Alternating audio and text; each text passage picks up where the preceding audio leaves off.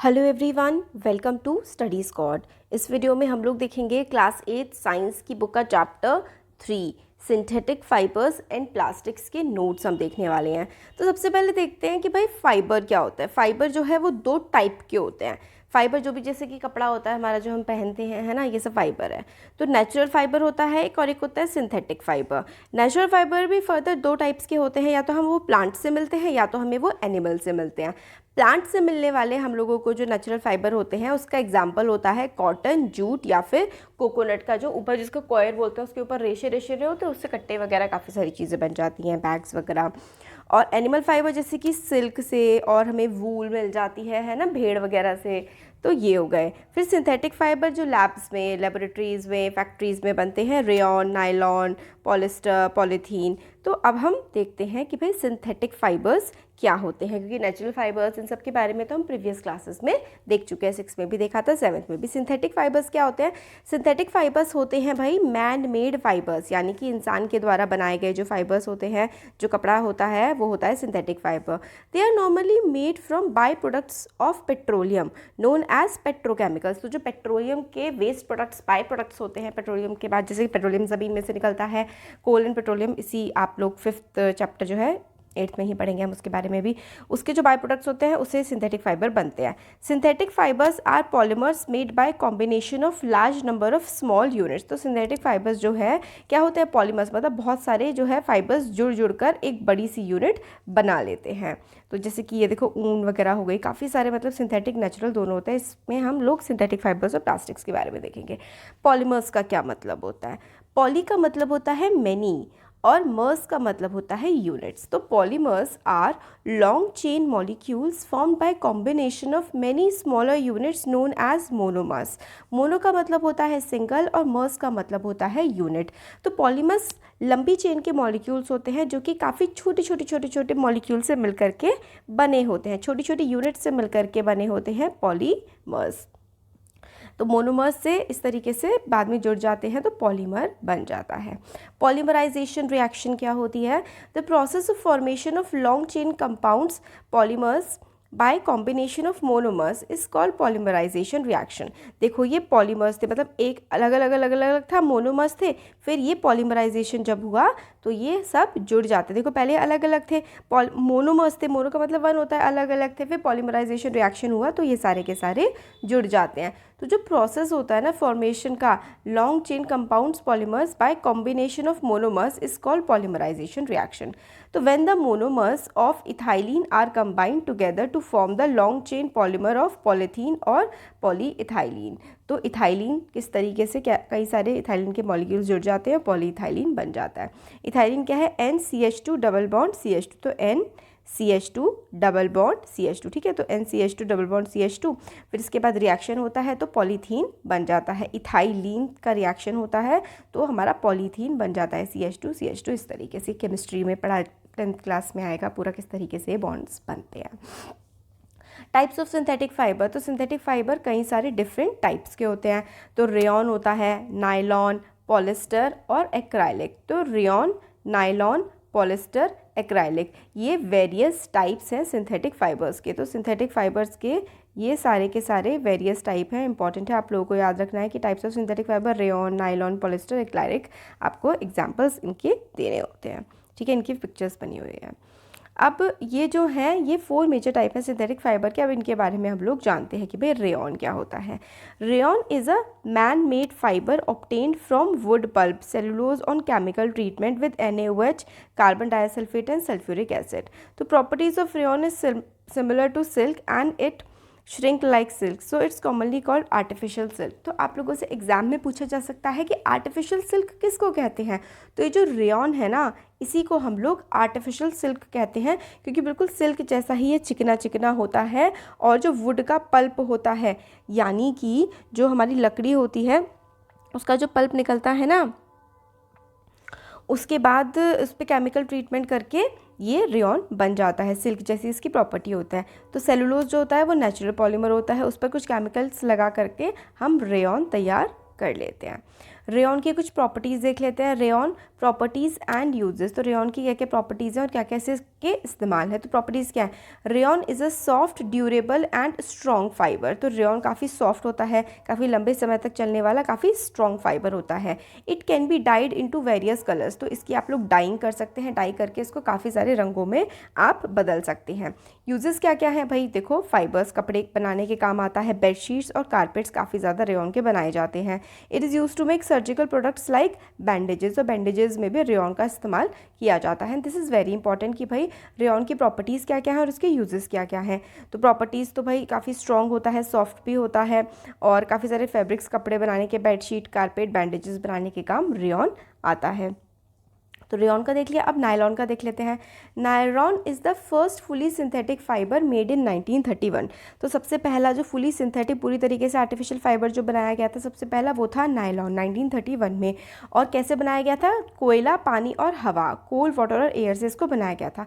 Nylon is made by the polymerisation of dicarboxylic acid with a diamine. तो कैसे बनता है? इसका पॉलीमराइजेशन रिएक्शन होता है डाई कार्बोक्सिलिक एसिड का विद डायामाइन। तो डायामाइन के साथ डाई कार्बोक्सिलिक एसिड का पॉलीमराइजेशन रिएक्शन होता है और नायलॉन उससे बनता है। तो नायलॉन फाइबर ऐसा होता है। अब प्रॉपर्टीज़ और यूजेस देख लेते हैं कि क्या क्या है इसके।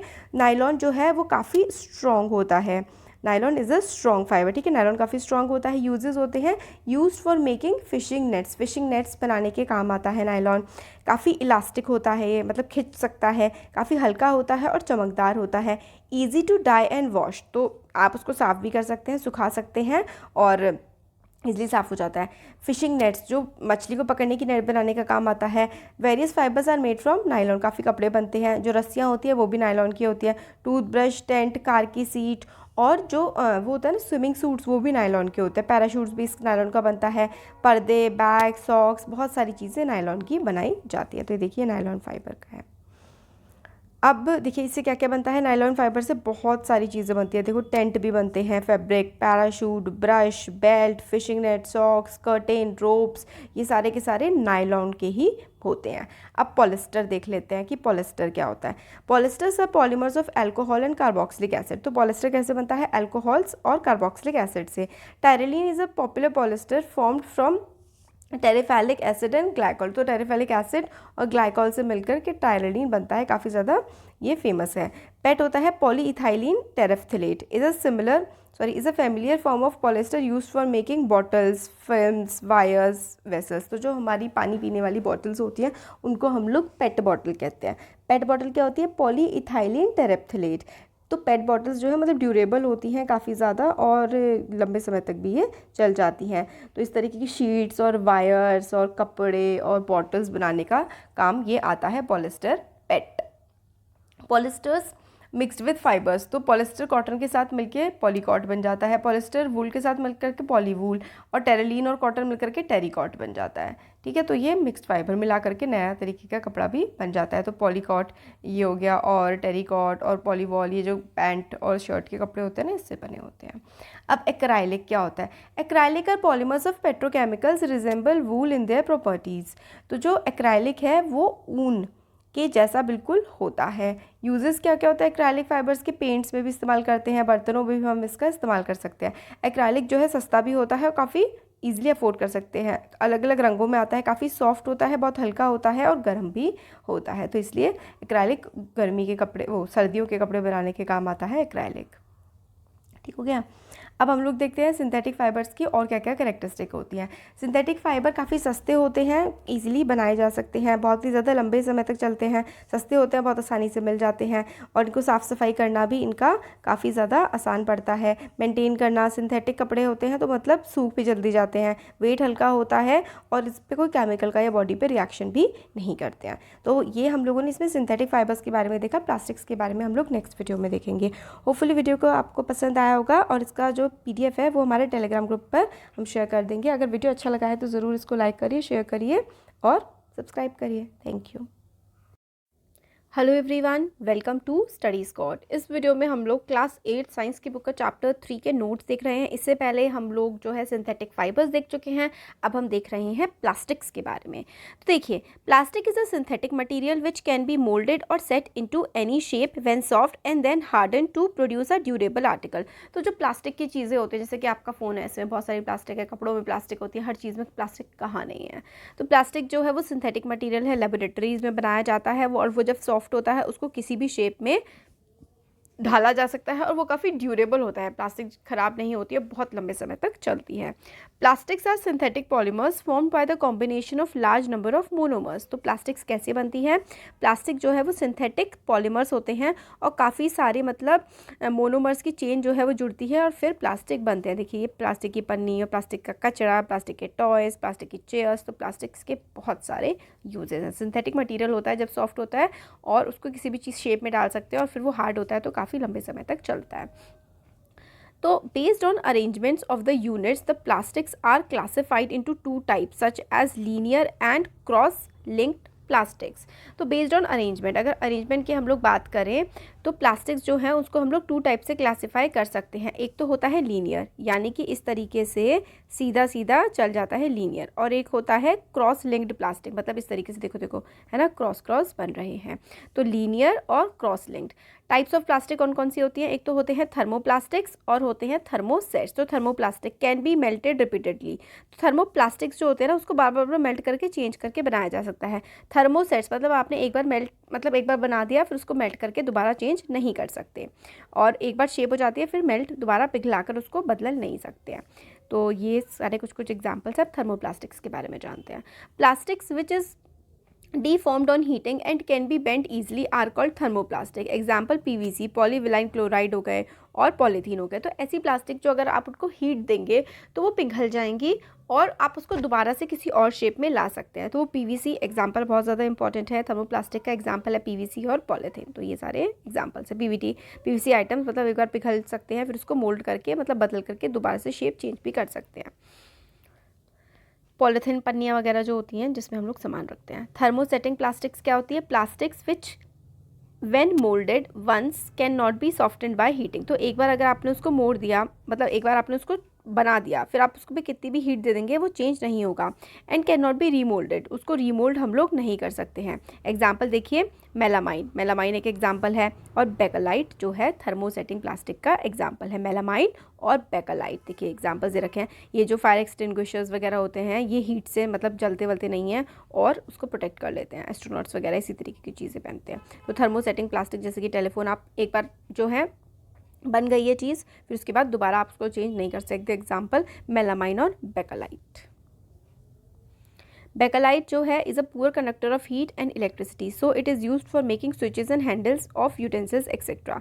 तो जो आपने जो बर्तन होते हैं उसके जो हैंडल होते हैं ना, इस पर क्या लगा होता है? बेकेलाइट लगा होता है। और जो स्विच होते हैं हमारे घर में ये भी बेकेलाइट प्लास्टिक के होते हैं। मेलामाइन क्या होता है? Melamine resist fire and can tolerate heat better than plastic, so it can be used for making fire proof dresses, tiles, kitchen wares etcetera. तो किचन के बर्तन वगैरह जो होते हैं वो भी मेलामाइन प्लास्टिक के होते हैं, क्योंकि ये फायर वगैरह किसी भी चीज़ से जलते नहीं हैं, फायर को आग को भी टॉलरेट कर सकते हैं और मेल्ट भी नहीं होते हैं। Plastics are materials of choice. तो प्लास्टिक्स का वेट जो है लाइट होता है, काफ़ी स्ट्रॉन्ग होते हैं, काफ़ी लंबे समय तक चलते हैं, काफ़ी सस्ते आते हैं, नॉन रिएक्टिव होते हैं, किसी चीज़ से रिएक्ट नहीं करते और इस पर जंग भी नहीं लगता, पुअर कंडक्टर होते हैं हीट और इलेक्ट्रिसिटी के। कुछ पुअर कंडक्टर भी होते हैं। थर्मोसेटिंग जो है वो मतलब उसमें से हीट नहीं जाता है, थर्मोप्लास्टिक में से चला जाता है। अब biodegradable and non biodegradable materials. Biodegradable वो मटेरियल होते हैं जो समय के साथ साथ सड़ जाते हैं, और नॉन बायोडिग्रेडेबल जो कभी भी नहीं सड़ते। प्लास्टिक नॉन बायोडिग्रेडेबल है, और ये बेकार बात इसलिए है क्योंकि जब आप उस प्लास्टिक की पन्नी को फेंक देते हैं तो उसको सड़ने में हज़ारों साल लग जाएंगे और वो हमारे एनवायरनमेंट को पोल्यूट करती है। Biodegradable material are decompose by micro organism. तो छोटे छोटे bacteria, fungi, protozoa biodegradable material पर एक्ट करके उसको ख़त्म कर देते हैं। ये ऑर्गेनिक होते हैं, do not cause environmental pollution. तो जो भी मटेरियल बायोडिग्रेडेबल है वो तो ख़त्म हो जाएगा, इसलिए वो एनवायरमेंटल पोल्यूशन फैलाता नहीं है। तो एनवायरमेंटल पोल्यूशन, क्योंकि प्लास्टिक बायोडिग्रेडेबल नहीं होती इसलिए प्लास्टिक बहुत ज़्यादा एनवायरमेंटल पोल्यूशन फैलाती है। तो of animal and plant origin. तो जो बायोडिग्रेडेबल मटेरियल होते हैं ना, प्लांट से या फिर एनिमल से हम लोगों को मिले हुए होते हैं, जैसे कि अखबार, पेपर हम लोगों को किससे मिलता है? पेड़ों से, और है ना। तो ये हो गया। अब नॉन बायोडिग्रेडेबल मटेरियल जो होते हैं are not decomposed by micro organism इन पे एक्ट करके उनको सड़ा नहीं पाते, इनऑर्गेनिक होते हैं, मतलब आर्टिफिशियल होते हैं। एनवायरमेंटल पोल्यूशन काफ़ी फैलाते हैं। मैन मेड चीज़ें जैसे कि प्लास्टिक और ग्लास और फाइबर्स, सिंथेटिक फाइबर्स, ये बहुत ज़्यादा कूड़ा फैलाते हैं। तो इसमें बायोडिग्रेडेबल नॉन बायोडिग्रेडेबल जो मटेरियल है उनका टाइम पीरियड दिया हुआ है कि कितने कितने समय में सड़ जाते हैं। तो ये देखो, प्लास्टिक बैग्स 1000 साल लगते हैं, बायोडिग्रेडेबल नहीं है। टिन, एल्यूमिनियम और बाकी सारे कैंस 100 से 500 साल में जाकर के सड़ते हैं। अब इतने सालों में तो भाई लाइफ स्पैन हमारा तो ख़त्म ही हो जाएगा, है ना। तो ये है कि, और ये देखो, पेपर 10 से 30 दिन में सड़ जाता है। कॉटन का कपड़ा जो है 5 महीने में बायोडिग्रेडेबल ख़त्म हो जाता है और गंदगी नहीं फैलाता। प्लास्टिक और हमारा जो एनवायरनमेंट है, प्लास्टिक्स देखिए हमारे लिए यूज़फुल भी हैं बट हमारे एनवायरनमेंट को काफ़ी ज़्यादा नुकसान भी पहुंचा रही हैं। Plastics are non biodegradable material, it will cause pollution on land, water and air. तो हवा में, पानी में, लैंड में, हर जगह पोल्यूशन ये फैलाती हैं। पन्नी जो है वो सड़ती नहीं है, ज़मीन में घुस जाती है, तो फिर ज़मीन में, पानी में वो घुल जाती है ना। Burning of plastic release harmful gases to the air which are carcinogenic, cancer causes. तो आप सोचेंगे कि हम चलो जला देते हैं पन्नी को, बट जब पन्नी जलाते हैं कितनी गंदी स्मेल आती है और वो हवा में बहुत गंदा पोल्यूशन फैलाती है और कैंसर कॉजिंग हो सकती है वो फ्यूम जो धुआं निकल रहा है। Animal swallow the plastic material which chokes their respiratory system and leads to death. तो देखो ये मछलियाँ हैं, गाय भैंसें हैं, ये पन्नी वन्नी खा जाती हैं, इनके जो है रेस्पिरेटरी सिस्टम में, इनकी नलियों में जो है वो फंस जाती हैं और फिर उन जानवरों की डेथ हो जाती है। Carelessly thrown plastic block the drains. अगर आप प्लास्टिक ऐसे ही फेंक देते हैं तो जो नाले हैं, नदी नाले हैं, वो ब्लॉक हो जाते हैं और बाढ़ आ जाती है इनकी वजह से। Plastic reach the water bodies and kill the organisms like fishes. तो फिशेस भी इनकी वजह से डेथ हो रही है प्लास्टिक की वजह से। स्टेप किस तरीके से हम लोग ले सकते हैं ताकि हम लोग प्लास्टिक्स को कंट्रोल करें? तो हम लोग इसको रिड्यूस कर सकते हैं, रीयूज़ कर सकते हैं, रिसाइकिल कर सकते हैं और रिकवर कर सकते हैं। रिड्यूस कर सकते हैं मतलब आप जैसे कि सपोज करिए कि आप लोग बाहर जा रहे हैं सब्जी खरीदने, तो अपने घर से कपड़े का बना हुआ थैला लेकर के जा सकते हैं। रीयूज़ मतलब अगर आपने एक बार प्लास्टिक की थैली का इस्तेमाल किया तो उसको फेंकी मत, दोबारा से इस्तेमाल करिए। रिसाइकिल करिए, जैसे कि प्लास्टिक की फॉर्म्स मेल्ट करके चेंज कर सकते हैं हम लोग। रिकवर मतलब जो आपने वेस्ट फेंका है और फिर उसको दोबारा से किसी न किसी फॉर्म में आप लोग उसको रिकवर भी कर सकते हैं, दूसरी शेप चेंज कर सकते हैं, है ना। डूज एंड डोंट्स क्या है? फॉलो 4R प्रिंसिपल, ये आपको 4R वाले प्रिंसिपल फॉलो करने चाहिए। Take a cotton jute bag for shopping, minimise the use of plastic. तो प्लास्टिक का इस्तेमाल कम से कम करें, जब शॉपिंग पे जाएं तो अपना कपड़े का बैग लेकर के जाएं। प्लास्टिक को ना फेंकें, प्लास्टिक को ना जलाएं, अपना खाना प्लास्टिक की चीज़ों में ना रखें। Waste in plastics and dump in waste yards. तो वेस्ट वगैरह जो है जैसे कि कूड़ा कचरा होता है, साफ पॉलीथीन की पन्नी में हम डालते हैं और फेंक देते हैं डंप यार्ड में, तो वो भी नहीं हमें करना है ऐसा। क्या आपको पता है? ये सब चीज़ें काफ़ी इंपॉर्टेंट है। ये कुछ फैक्ट्स हैं। Teflon is a special plastic which is used in non stick cookwares. तो जो नॉन स्टिक कुकवेयर्स होते हैं उसमें टेफ्लॉन का इस्तेमाल किया जाता है। Special plastic is used in microwave oven for cooking. तो स्पेशल प्लास्टिक का इस्तेमाल किया जाता है माइक्रोवेव ओवन में कुकिंग करने के लिए। Melamine is a plastic which is fire proof. Melamine जो है वो फायर प्रूफ होती है। Almost every piece of plastic ever made still exist today. जो भी आज तक प्लास्टिक बनाई गई है वो आज भी हमारे एनवायरनमेंट में है। 1,60,000 plastic bags are use globally every second. हर सेकेंड 1,60,000 प्लास्टिक के बैग्स का इस्तेमाल लोग कर रहे हैं। Only 1 to 3% of plastic bags are recycled worldwide. सिर्फ 1 से 3% ही प्लास्टिक बैग्स का हम लोग रिसाइकल कर पाते हैं और बाकी जो है वो सब हमारे कूड़े कचरे में जा रहा है। तो ये था हमारा चैप्टर और काफ़ी कंसर्निंग भी था कि प्लास्टिक से हमारे इस्तेमाल भी है, हम कर रहे हैं और हम वेस्ट भी बहुत ज़्यादा इसको करते हैं। तो देखिए, अगर अच्छा लगा है वीडियो तो ज़रूर वीडियो को लाइक करिए, चैनल को सब्सक्राइब करिए और फ्रेंड्स के साथ शेयर करिए। Thank you.